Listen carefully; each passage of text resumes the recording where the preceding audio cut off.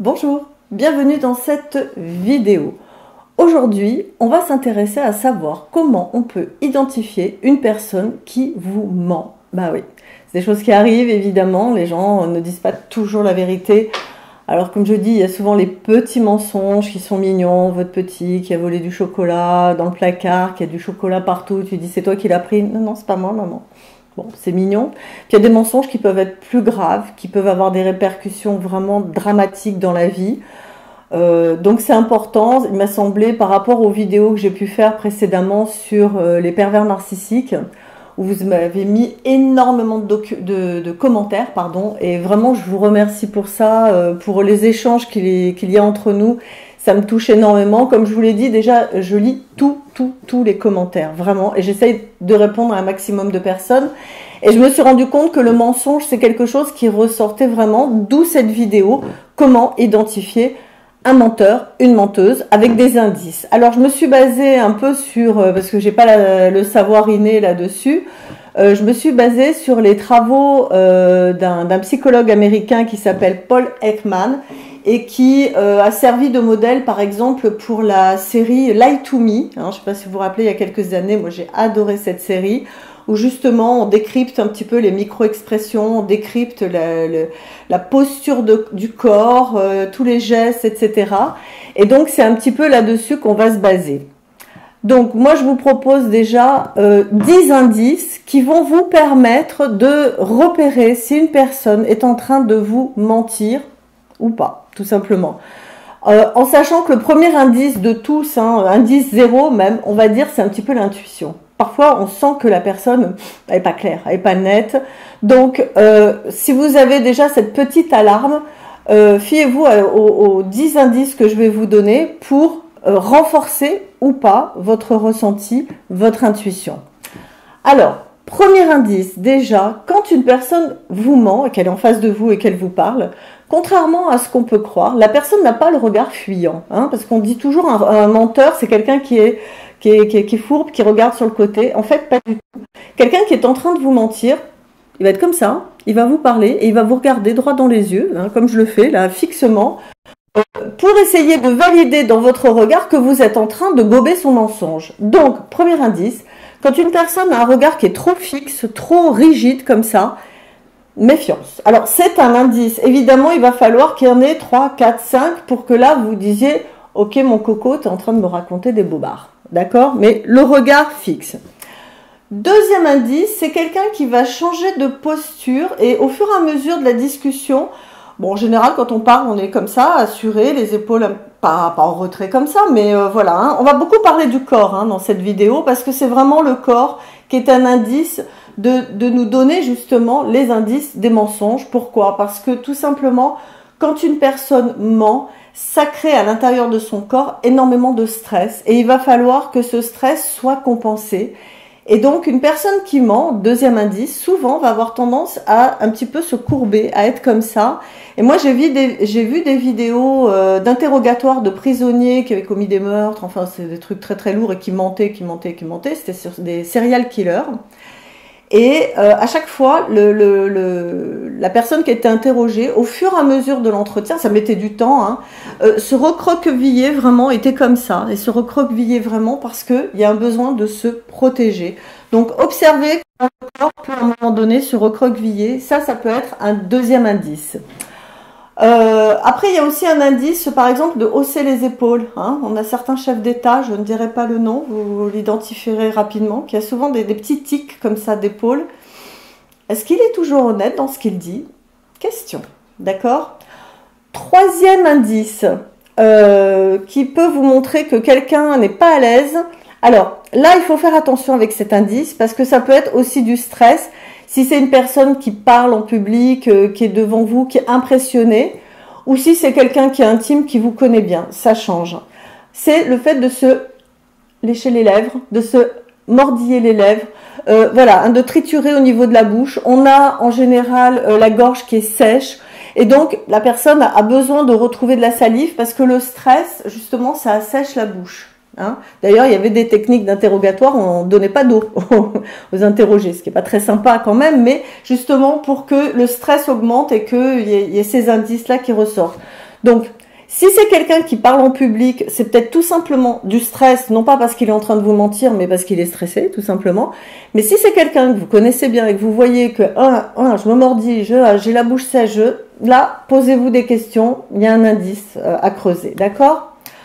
Alors, quatrième point, il y a aussi la façon de limiter les mouvements. La personne, comme si elle avait peur de se trahir, elle peut être très figée dans son corps, très position voûtée, mais très figée.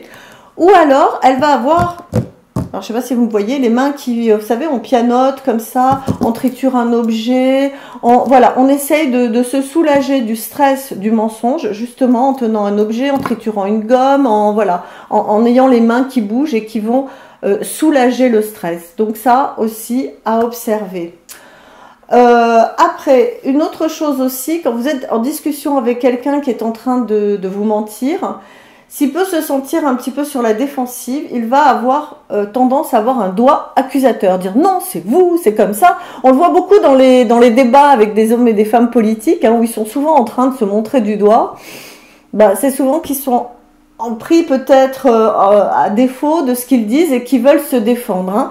Dans le stress, parce que le mensonge, n'oubliez pas, amène du stress chez la personne. Donc, le fait de montrer du doigt, d'être accusateur, ça permet aussi de lâcher une tension. Donc ça peut être aussi un indice. Alors là, celui-là, il est évident et il se voit dans les films, on nous le montre, si on est un petit peu observateur, c'est par exemple de se gratter, vous voyez, d'être là comme ça, tirer les hommes qui tirent leur nœud de cravate s'ils en ont une, ou on est comme ça, on est, vous voyez, à se triturer comme ça les vêtements, et surtout dans cette région-là.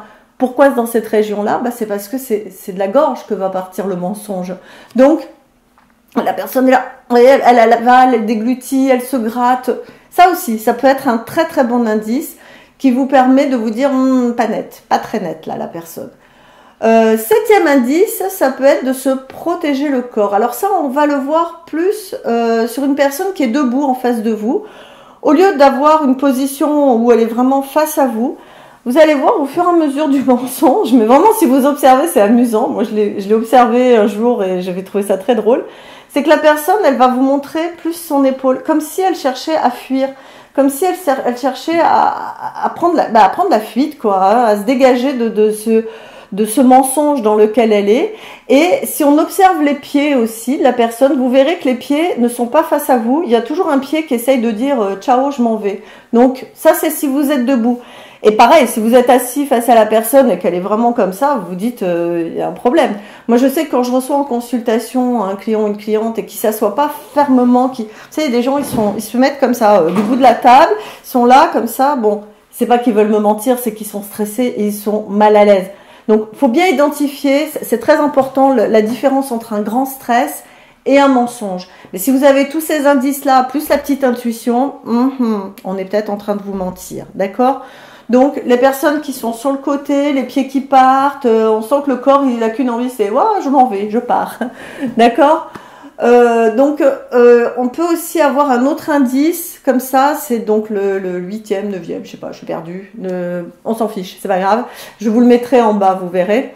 C'est quelqu'un qui s'accroche à la table, qui s'accroche, s'il est appuyé quelque part, il va se poser, voilà, on a besoin de se sécuriser, de se stabiliser. Donc quelqu'un qui vous parle, vous êtes assis et il est tout le temps en train de s'accrocher, de tenir la table, de vous s'accrocher à la chaise.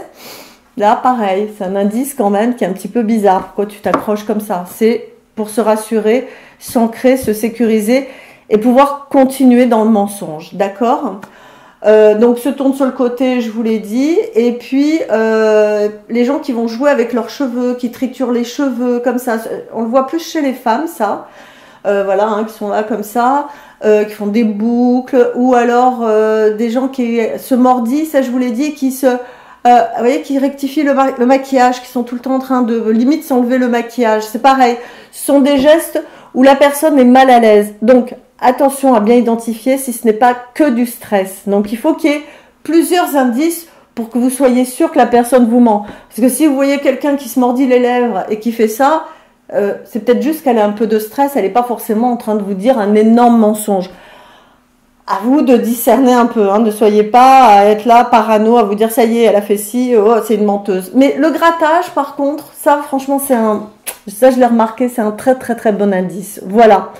Et au téléphone, quand quelqu'un est en train de vous mentir au téléphone, souvent vous allez voir que le timbre de la voix va baisser. Voilà, vous allez dire quoi, qu'est-ce que tu dis? Comme si ça sortait pas justement pour vous dire le mensonge. Ou il ne va pas, ou la personne ne va pas finir sa phrase, va être un peu floue. Oui, bah tu vois, bon bah je sais pas, on verra. Ah, d'accord, on verra quoi? Qu'est-ce qui se passe, d'accord? Donc voilà, tous ces indices peuvent vous indiquer que vous êtes en face d'une personne qui est en train de vous mentir. Donc à vous d'être vigilant, à vous de réagir et de savoir comment vous comporter. Est-ce que vous le mettez face à son mensonge? Est-ce que vous faites semblant d'avoir rien vu? Ça, c'est suivant les circonstances, je ne peux pas en parler dans cette vidéo.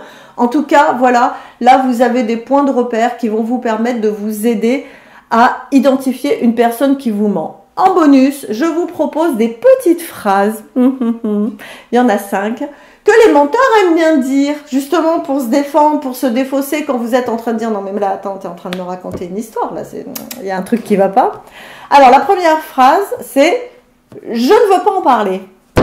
Il veut changer de sujet de conversation, vous voyez. Ou elle, hein, masculin, féminin, c'est pareil, les femmes sont très fortes pour le mensonge, ne l'oublions pas.